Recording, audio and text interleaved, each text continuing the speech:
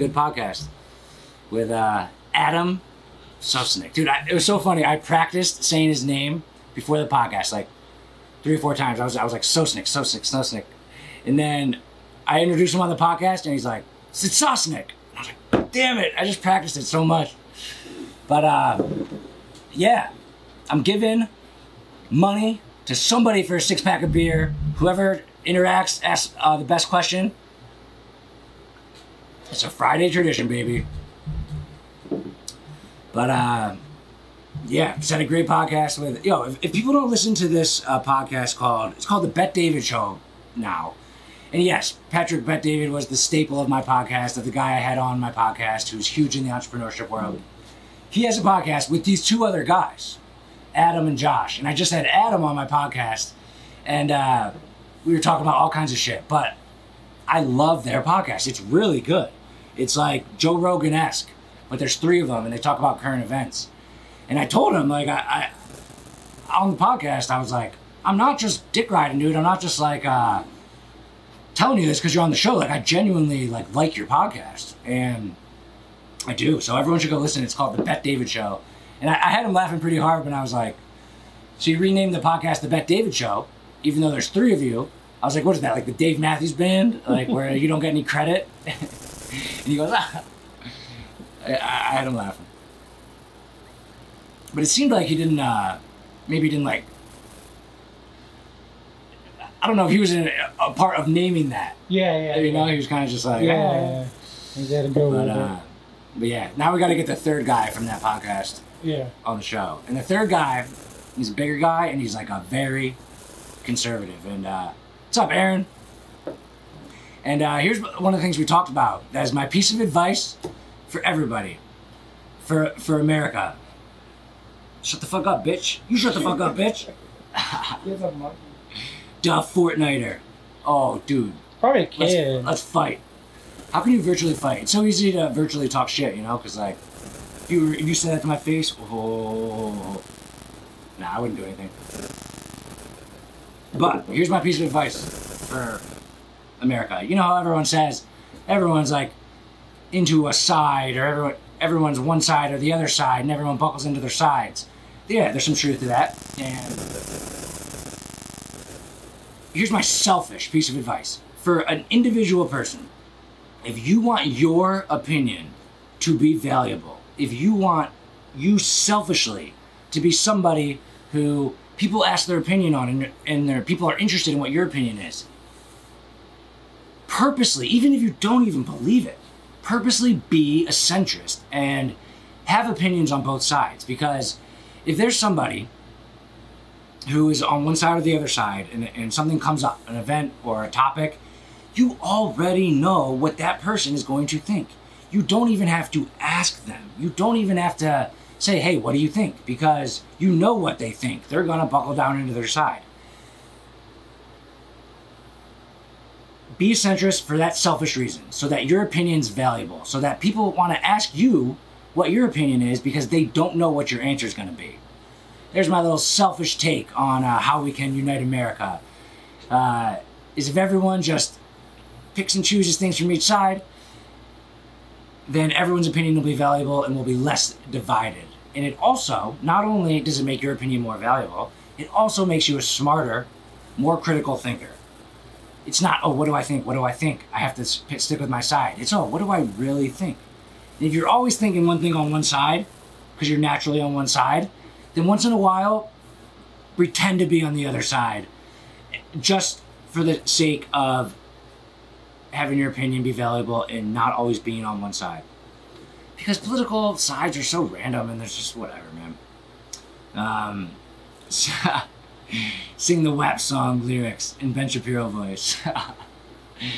Ben Shapiro, what's he, and that wet ass P word, that wet ass P word, that wet ass P word.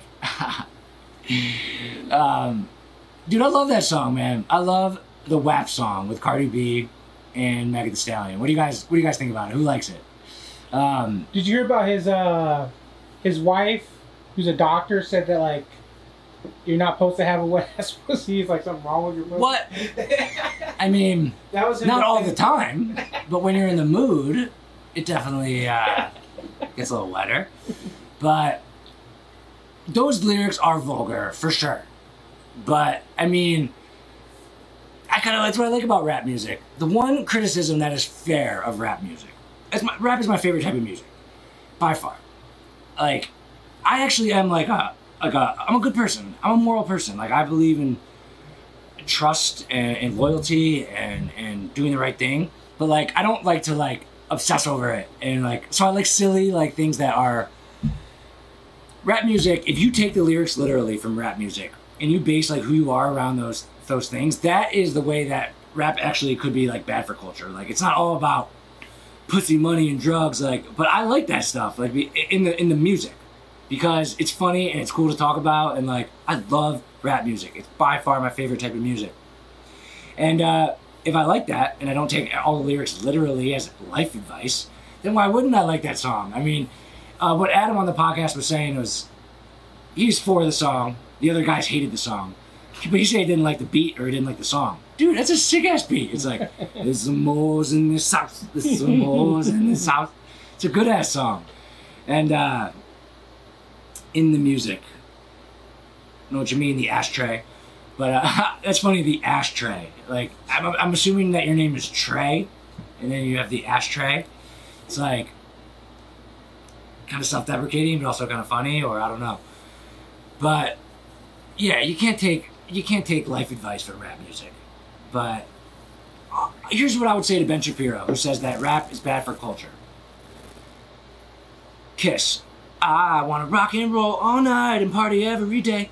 Do they actually rock and roll all night and party every day? Like, the lyrics to music are not literal. They are just like a feeling or I'm looking for a word, but they're not literal. Kiss doesn't rock and roll all night and party every day. Like, they're just lyrics and they're supposed to be fun and outlandish and like, that's what I love about music. It's fun. And I love the song Wet. It's so good. I listened to it like 5 times. The music video is awesome. And when Kylie Jenner goes strutting through in that leopard suit, like, this is so fucking badass. Like, I love it. I love girl rappers so much, like good ones. I like pussy, money, drugs in the music. You caught yourself real quick. I mean, alcohol's a drug and this is Drink and Grow Rich, so... And of course I love money. And, yeah, I like girls. Of course. And, yeah, but then people say, like, okay, that type of music, right? Then you have a daughter. So you like the song, you like this kind of music, and then you have a daughter, and then your whole, like, opinion changes, right? I have friends who have kids. I am getting married very soon, and we're gonna try to have a kid, like, I'm very close. I'm not 18 talking about having kids one day. I'm close to the age where I could have a kid soon, right? It's my goal to not be changed as a person because I have a kid. Is that bad? I don't think so. I think it's cool. I'm gonna listen to rap music in the car with my kids, I think. Like, I think I'm gonna curse. Like, I'm gonna be who I am. I'm not gonna try to have my whole life changed and shifted because I have to be a role model for a kid. Like, that's almost like a diss to yourself before you had a kid. So you're a piece of shit, then you have a kid and you change? Like, why were you a piece of shit before? I like who I am. Like, I think I'm a good person. Like, and I'm gonna be like that after I have a kid. You know? And I don't know. Don't change. Yeah. And a lot of people have a kid and their whole life goes into that kid. And am I going to care? I have a lot to give. I have a lot of energy. I have a lot to give. I think I'll be a great parent. But I'm not going to just give up on myself. And that's why a lot of people, their whole professional career ends around 33, 35 because they stop caring about themselves. They stop wanting more for themselves. And they put all their energy into their kid. And I feel like the people who stick it out and care about themselves till they're 40, 45, they keep being cool. They keep fighting for themselves. They keep, being selfish in a way where they're worried about their own career. Those are the people who end up making it because you need time to be successful. So Will you spank your kids? LOL, were you spanked? Well, I just grew up with my mom, and yeah, she would. I could always take her. But she would like, just like. Your dad didn't spank you before you passed? I mean, my dad got ALS when I was like 8, 6, 7, 8. So. You were just a good kid up until Yeah, I don't know if he did or not, but no, I had a very great childhood and great parenting. But spanking was like, it's one of those like topics where you're like for or against it. Like it's more nuanced than that. Like if they deserve it, like it depends on the situation. Is physical force something that would be the best solution for the situation? In that case, maybe. But I'm not for or against it. It depends on the circumstance. Shelby says she would get the wooden spoon. Well, Shelby, you're the only person whose opinion I care about raising kids because we'll be doing it together. And I know that you're willing to smack me in the face while I'm switching lanes driving. One time Shelby gave me a black eye while I was driving. And it was very dangerous. This was before the Tesla. Before driving on your own. Before I was in autopilot. So driving was very important. I had my hand on the wheel, just gonna slap me in the face while I was driving. Good thing I have good, I'm very good at getting really like emotional and then like in an instant being able to like control myself. Maybe it's from the meditation or the training, but I'm very good at being able to control my anger in an instant. And good thing I'm able to do that, or else we probably would have crashed and died. And then who would have been the funny guy, huh? If you have to hit your kid more than 3 times in their life, you didn't hit them hard enough and there's no hope. Yeah. I mean... Kids are bad, man. Like, you definitely need to give kids, like, boundaries. I don't... And here's the other thing. People say, you don't know about what it's like to be a parent until you're a parent. Sure, like, I'll give you my final opinion on that after I'm a parent. But, you can have opinions. Like, I understand what parenting is, like, just by observing. Like, but you gotta give kids boundaries. You definitely need to not just let them do whatever the fuck they want. Like, no, you need to give them guidance. They're idiots. Like, they're 5. They don't know anything. So, yes, you need to tell them yes and no sometimes. But let them, like, kind of explore and just know when to put the walls. I feel like parenting is definitely a skill. And it's something that can be worked on. And there's a lot of books about it, but when it comes down to it, it's like, you just gotta do it. And one thing is like, what's up, Tammy? Happy Friday. But a lot of people say about parenting, it's like, oh, you're gonna be up late at night, and like they have this crazy schedule. Well, I feel like it's good that like I'm kind of prepared for that, because I'm already like a go type of guy. I'm up late, I'm up early. You know, I've had some crazy nights of sleep here and there, busy season for our work, so like, I'm already accustomed to like a kind of a wild life. So hopefully, between me and Shelby, both of us, we'll be able to manage that. And here's my other thing that I'm interested in, is I'm very interested in like getting a nanny or like a childcare, like a nanny, because taking care of a kid it's work, and like it's not something that someone has to do it. Like it's real. Like you have to. They literally can't walk or breathe or eat without help. So that you absolutely have to do that. And I'm interested in like a nanny type situation or something like that.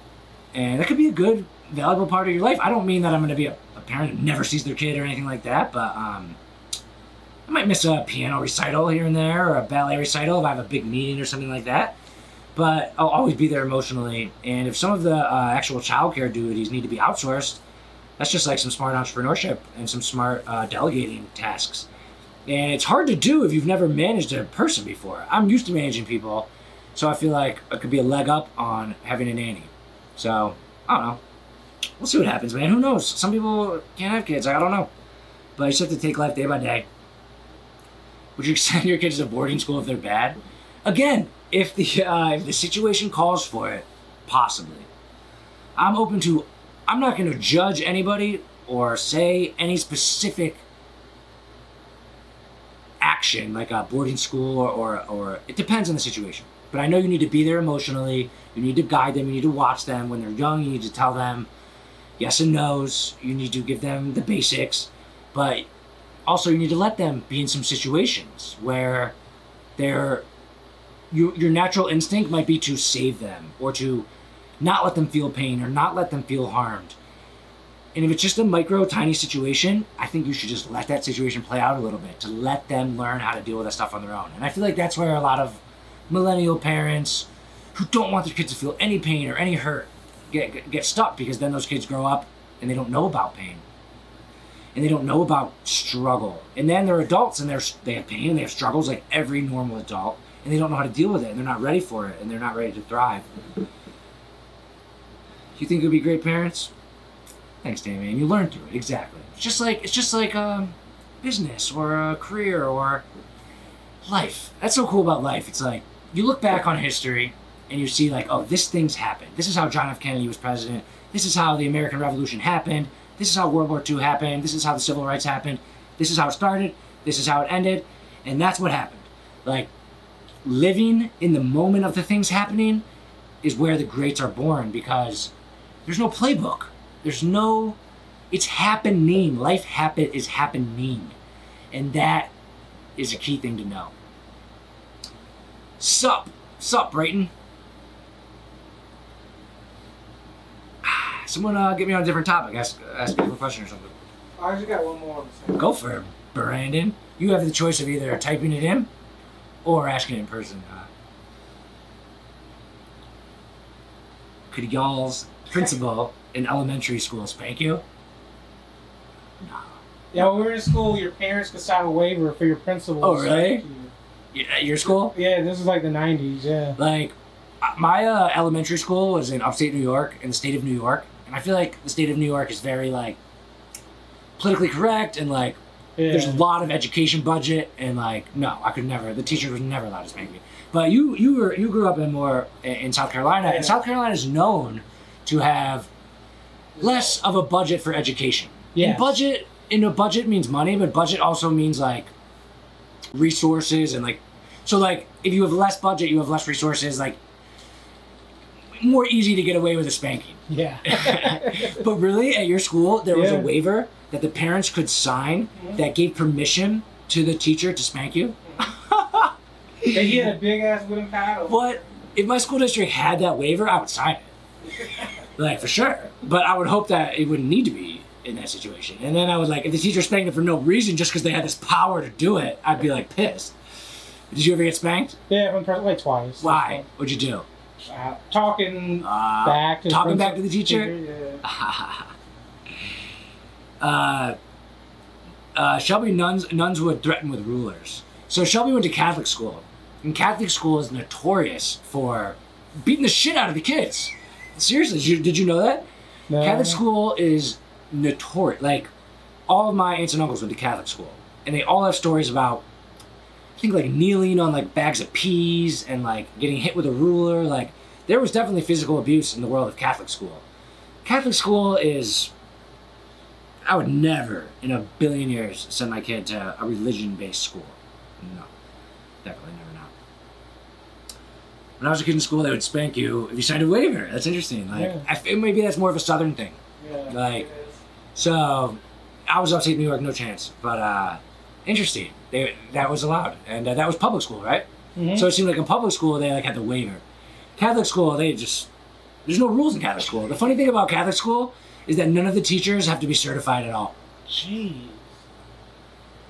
None. Your dad's made you a ping pong paddle? That's cool you had a ping pong table, though.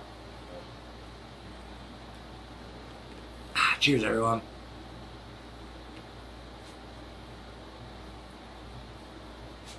What? Chug the rest of this beer?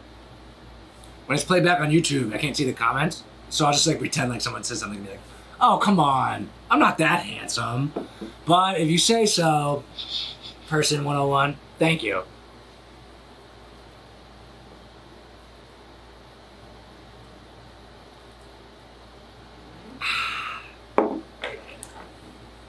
You guys ever try these? I saw the commercial on it. Yo, Brandon, come over here and tell everyone your goal. Oh, yeah. Tell the world. The millions and millions. Yes. Hello. Brandon is my boy. He's the man behind the scenes. He's my friend. He's a podcast producer. He does stuff for United Monograms. And he's got a new goal that he wants to put out there. What is it? My goal is to lose significant weight for my health. I guess maybe we should probably try to put a number on that or something. Yeah. We're in the early stages. Yeah. You gotta lose weight. Yeah. Lose weight. You gotta lose weight. It's important. Yeah. You let yourself get a little out of control, right? Yeah. And many people throughout time have lost weight. It's a very doable thing. And he's going to do it. And the strategy is just to say it. Yeah, just say it. Every Wednesday we're going to post content about it. Yeah, so starting next Wednesday. So look forward to it.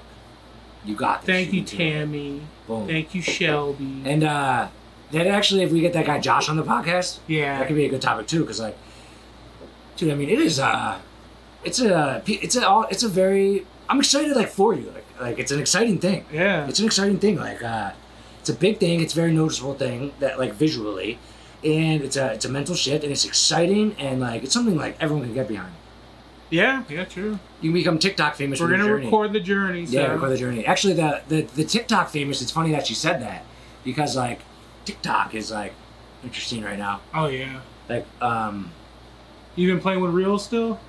I mean, a little bit, but all right. But yeah, that was we got both our heads in that thing. Yeah. But yeah, Brandon is going on the spot. But Shelby, why'd you say TikTok famous out of curiosity? Probably see weight loss journey on there. She probably saw it once, yeah. But TikTok, so boom, they got hit with the fact that the government said they have to sell, and I heard Microsoft might buy them, and then Instagram and Facebook, being the geniuses that they are, boom. Shelby said she saw them there. At that same time that conversation was going on, it was in the news cycle for 3 to 4 days. During those 3 to 4 days, boom, they released their Reels, which is TikTok.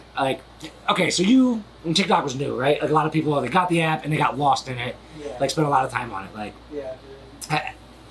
Has that happened with Reels to you? Because there's so much stuff going on Instagram. Yeah. There's IGTV, there's stories, there's live, and then there's the feed. Mm-hmm. So it's just another thing. So it's hard to get lost in. Kind of like YouTube Shorts. But for somebody like me, but for most people, they're content creators per se, right? They have an Instagram following. They don't want to start something new. Yeah. Gary Vee's always be the first one to get there, and there's truth to that for sure. But if they could just have it be on Instagram, that's way much better. Snapchat was a thing, and I feel Snapchat's still kind of popular, but definitely less popular since Instagram put out stories and Insta Snaps. Because it was for all the people who damn, I gotta go to Snapchat. They're all right, I don't gotta go to Snapchat anymore. I can just stay here on Instagram and do it. I feel there's gonna be a lot of people who are all right, fuck, fine. Now I don't even need to learn TikTok. I can just do it on Reels. I already have 60,000 followers on Instagram. So I feel TikTok might be a little on the downturn just because that thought process of now you can do it on Instagram. But we'll see. Reels is just an Instagram video with different fonts. Yeah, it doesn't have the duet feature, which is a thing on TikTok. They don't got all the effects. Yeah. Nice haircut, loser. Loser? Nobody calls me a loser.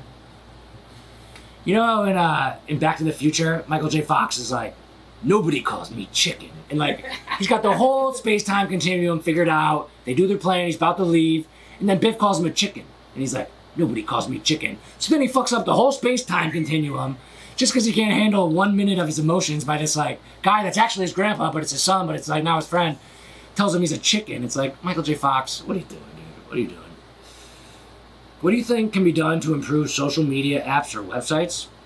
Dude, nothing, to be honest. I mean, social media and websites are amazing. I mean, that's a wide spectrum of a question. What can be done to improve websites or social media? But essentially, my answer is nothing.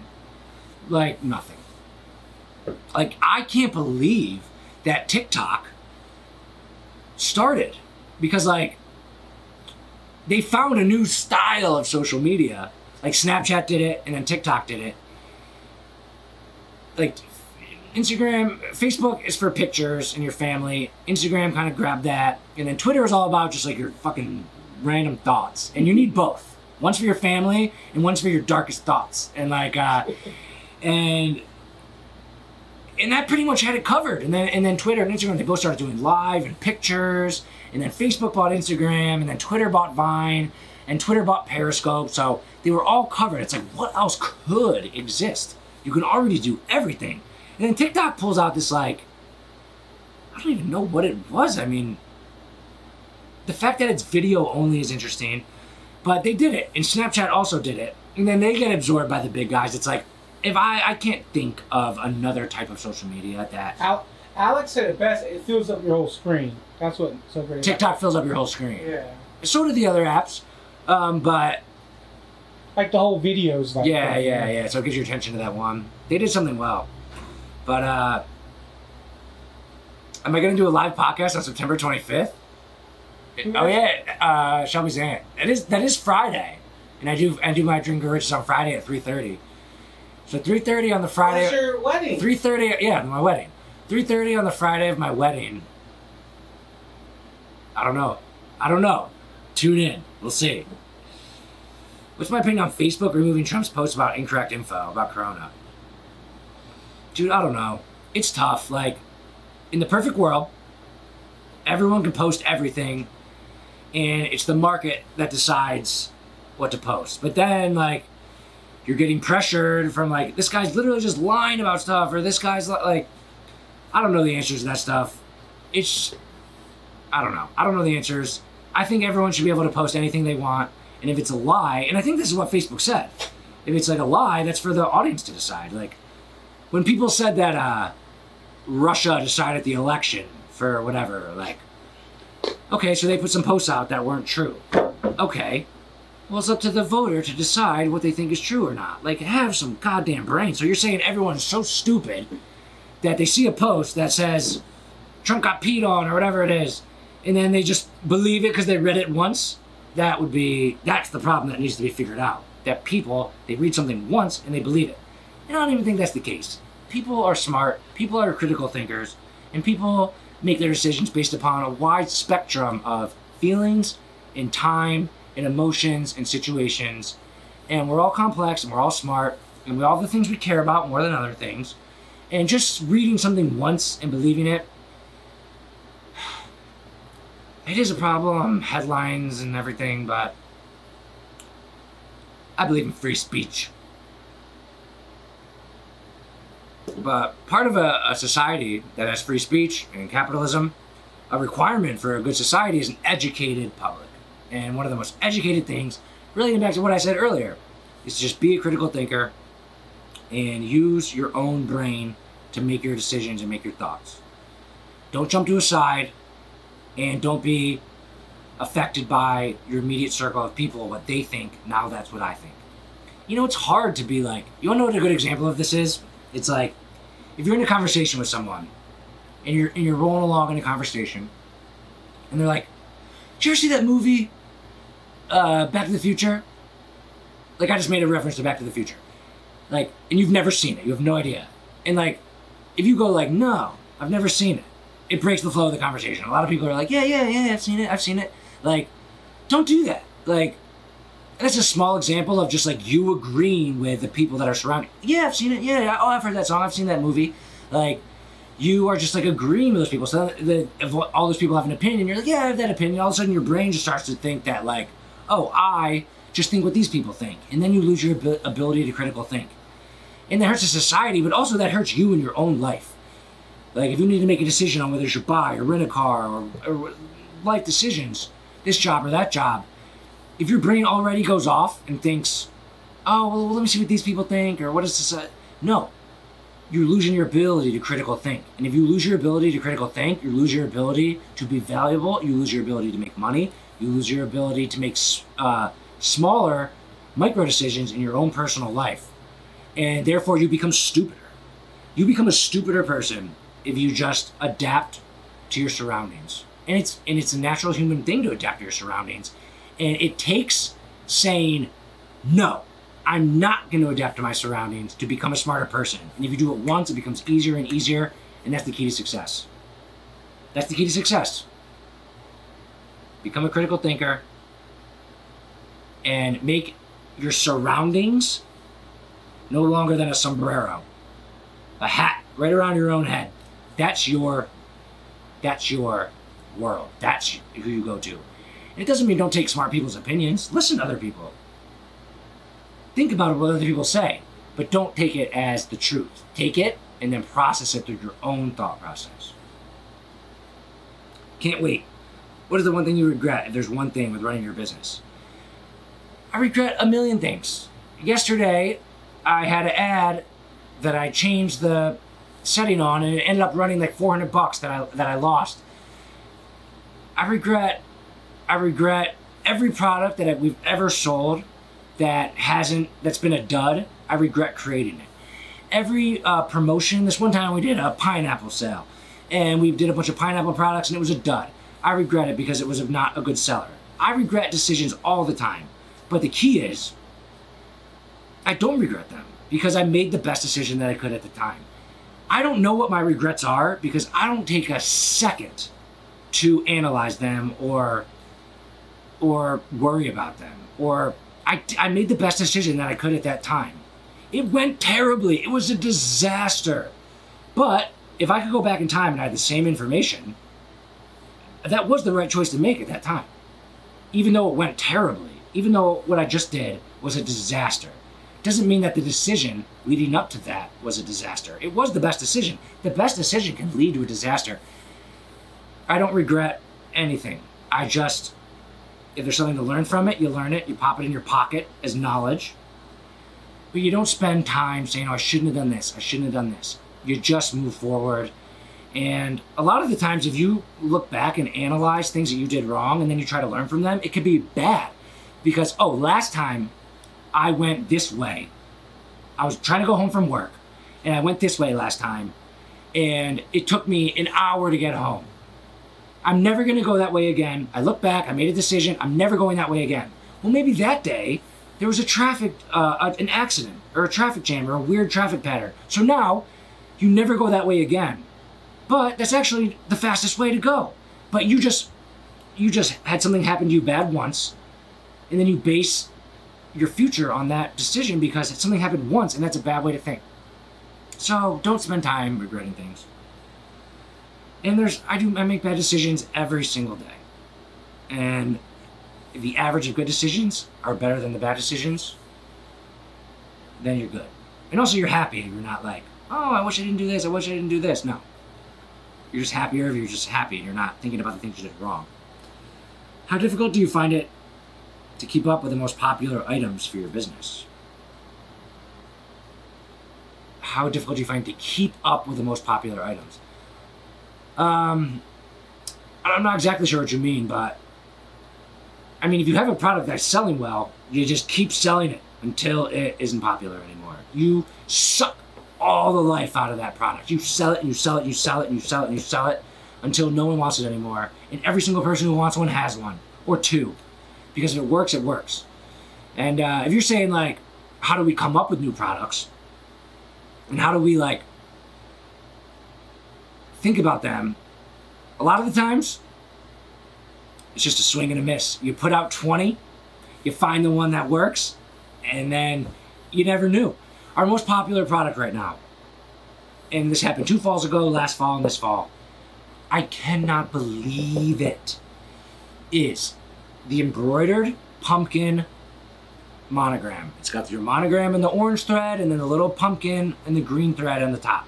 It is the most simple, basic product, and every single fall it goes viral. And I'm sure our embroiderers are sick of doing it because there's so many of them coming through the pipeline. And yeah, I think that was on point. But if it's popular, you keep going with it. And the point is, I never knew that was going to be popular until we listed it along with 10 other products. I thought out of the 10 products that we released, that would have been the 10th out of 10 that I thought would be the best-selling product. But we let the market speak. We let our customers speak. We find out what our customers love, and then we give them more of that. Excellent learning experiences. Shelby, what's your best decision ever? Oh, we know Shelby's best decision ever. This guy right here. Come on. Who does your designs? Do you patent these designs so no one copies them? No, we don't patent them because honestly, we can't really.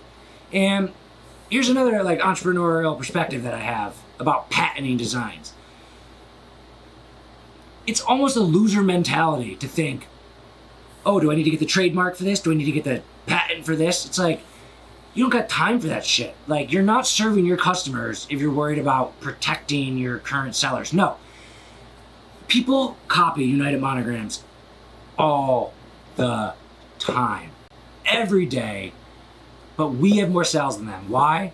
Because we're better. Do we lose some revenue on paper that people could buy from us, but they buy from someone else because they copied our idea? Sure. But how many people tried to copy Michael Jordan? Every basketball player ever. How many people have tried to copy Facebook or copy Instagram? You can't copy the greats. You can't copy the legends. You can't copy the best in the industry because you're not good enough. So for all you Etsy shops out there who try to copy us, it's a fucking honor. Keep trying. Keep copying us. And honestly, if we did patent them, patent enforcement is essentially impossible. It's essentially impossible to enforce your patent. So you spend your time getting lawyers, getting the paperwork to patent some design that says most wonderful time of the year, which actually is not patentable, really. And then someone out there on Etsy does it. 10 shops on Etsy and 5 websites. So now what do? We have to find them. That takes time and money. Then we have to send them a cease and desist letter. And then if they don't follow it, then we have to follow up with a lawyer, which costs money. And then that lawyer, if they have to go to court, that's going to cost money. And then you have to get the research. Like, it's too much effort spent on protection, which is a loser thing. You should take that effort and just continue serving your customers and being the best that you can be. So we don't have any patents. We don't have a patent on United Monograms. We don't have a patent on Lowry brands. I mean, if you're Apple and you're huge, yeah, you should patent it. Like, eventually you should patent it. And if you're selling your brand on a shirt, like if you're Polo, or if you're Tommy Hilfiger, or if you're like, if what you're selling, the product is the brand, like, yeah, you should patent it. And if you're a big enough company where like you can patent like the frame of the iPhone or the sliver, like, yeah, you should do that because it's just smart business decisions. You should hire lawyers to find every single crevice of your business that you can patent for business reasons. Is it fair? Probably not. Is it legal? Yes. Then yes, you should do that if you're a big company. But as a small company, you can't spend your time worrying about protection. You have to spend time worrying about your customers. And that's what we do. We just are the best. We're the Michael Jordans of the monogram industry, and we spend our time making the best products for your customers. Will there ever be any brand ambassadors? Yeah, we have brand ambassadors. It's all the gems in the Diamond Club. We love the gems. But Shelby, if you're still on here, Ann wants to know what your best decision ever was. They always say imitation is the best compliment. You guys have been killing it this year, and I believe not only your product, but your honesty. I've learned the only way to be in life is honest. Proud gem, amen to that. You gotta be honest. If you're not honest, the only way you can ever lie in life is if you tell yourself that you're lying, and you're lying strategically, and you can like laugh about it behind closed doors. Those are the only acceptable lies. Because if you lie, the worst part about it is you're lying to yourself, and then you screw your whole brain up because your brain doesn't know what's true. Then you just become an inauthentic person, and then you can't make decisions. You just gotta be honest and truthful and just real, and it will relate to a more happy life. She said, Shelby, it's your best decision. Ah, sorry, I misread it. I'm drunk on Drink and Grow Rich. Oh, dude. Shelby's absolutely my best decision. I knew from the day I saw that girl on Facebook. I was like, I don't know why, but I want to marry that girl. I fought for her for years. Now I'm getting married to her. So for me, it wasn't even a decision. It was just trusting my heart and soul and knowing. For Shelby, it was more of a decision. When she first met me, she had another boyfriend. I was courting her. So for her, it was more tactical. And I'll speak for Shelby. I was the best decision of her life. But yes, for me, I don't even feel like it was a decision. It doesn't even feel like a decision. It was just genuinely from the heart and soul. I always love that girl. You, Shelbs. That's why we're getting married, 9/25. And also, that's why we can wait so long to get married. Because, like, a lot of people are like, lock him up, you know? Like, lock that guy up or, like, whatever. Like, get that paperwork. Like, we don't give a shit about that paperwork. Like, we got that true bond. That's something special. Ironically, we wanted to have a big wedding. And, yeah, Corona. Who's our design team? So, obviously, we have a small company. And 3 of us, we have 15 employees. 3 of us are the sales team and the product team. Me, Shelby, and Rachel. And I'm part of it. But ultimately, Shelby and Rachel are the design team. And Shelby just got a little, like, iPad that has, like, this little stylus thing. So she's drawing and stuff. But a lot of the time, just thinking about, like, the quotes. So, like, a design that is pictures and, like, a quote. Like, most wonderful time of the year, or pumpkin spice queen. Like, you have to think of that quote, and then you pick the fonts, and then you write it out and size it up, and then you can, like, maybe get some clip art or draw an original design and put it together. It's kind of like a lot of our designs are, what's that word? Curated. They're curated. I had an idea for one of our new designs that's coming out, and it was an original idea from my brain. It was what was it? It was something about, it was something about bottoms up, or autumn's up. Like, I was thinking about, okay, autumn, that's a fall thing. What rhymes with autumn? Bottom. I was like, and like bottoms up is like and I was like, let's do autumn's up with like a coffee cup. And that was my idea. It was original. So then Shelby took it. She wrote out autumn's up with font. She picked the font. She picked the colors. She decides what shirts it goes on. And then we input like the coffee cup, and like I think it has like 2 coffee cups, and like, so it's a lot of curated. Did Shelby draw that coffee cup from scratch? I don't think so. Like, but she picks the colors, the curated fonts, the curated styles, what it goes on. So Shelby and Rachel do most of the legwork for our designs. I have a piece of it, and my only piece is I know like what a lot about our customers, what's sold in the past, and that gives me my opinion. And the 3 of us, we clearly do a good job. And here's the other part: we focus energy on it. We focus energy on coming up with new products. It's very important. We take pride in it. We have so many fall and Christmas products that we don't even need new ones. But we do it because we want to be the best, and we always want to be on top of the game, innovating, and we force ourselves to come up with new. And then a lot of the times that relates to the production. Can we embroider this? We need a new machine to do this, so then we invest in the new machine. It's like, coming up with new products is a lot behind it. Because if it takes an hour to do something, then we can't sell it for a reasonable price, and we can't manufacture it at scale. So like that comes into play. So it's a big game, and it's very fun, and we do well at it. Thanks, Tammy. Who's gonna win? Hello, Mercer. I think Shelby's Aunt Rachel is the winner right now.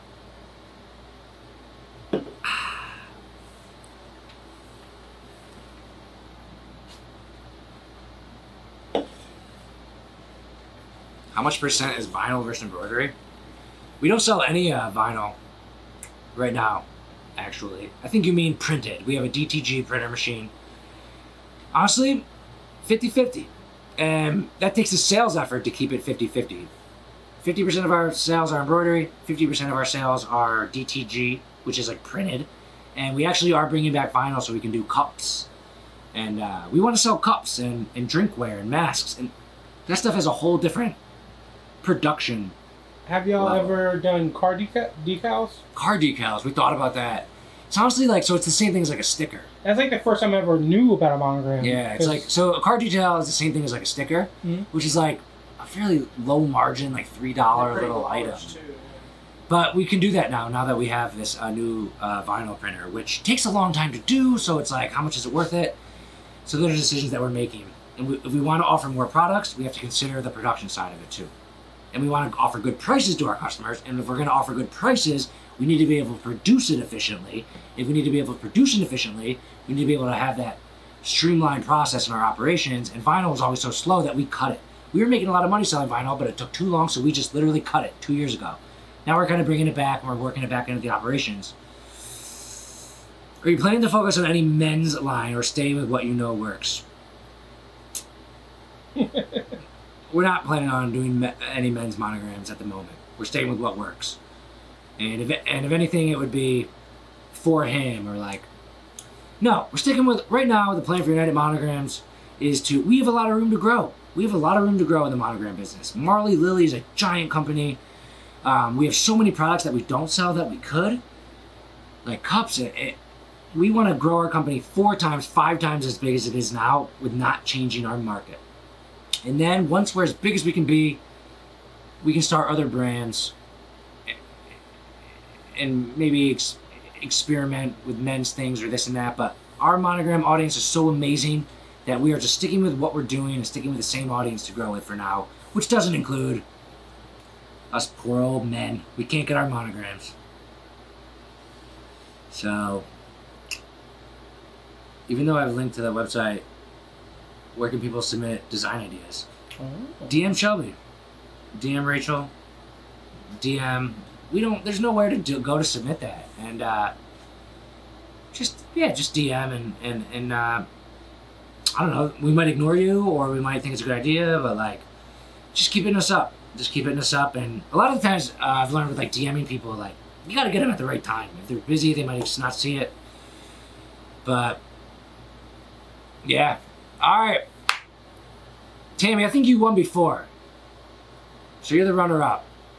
But Aunt Rachel, you're the winner of This Drink and Grow Rich.